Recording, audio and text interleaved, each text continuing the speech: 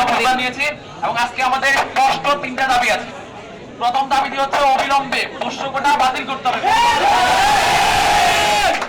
দ্বিতীয় যে দাবিটি সেটি হচ্ছে আজকে যারা কর্মচারীদের আন্দোলন, শিক্ষার্থীদের সাথে বিরূপ আচরণ ও শারীরিকভাবে লাঞ্ছিত করার সাথে জড়িত ছিল, তাদের চিহ্নিত করে 24 ঘন্টার মধ্যে চাকরচ্যুত করতে হবে। পাশাপাশি পরবর্তীতে কোনো কর্মকর্তা ও কর্মচারী যদি ক্যাম্পাস বন্ধ করার ঘোষণা দেয়, তাদেরও চাকরচ্যুত করতে হবে এবং তাদের ব্যাংক হিসেবে স্থগিত করতে হবে।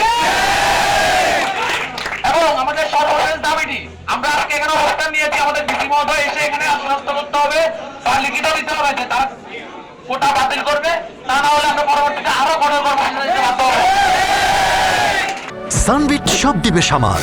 সানবিট ম্যাজিক প্রেস ডিশওয়াশিং এর মাথা ঘোরানো সলিউশন।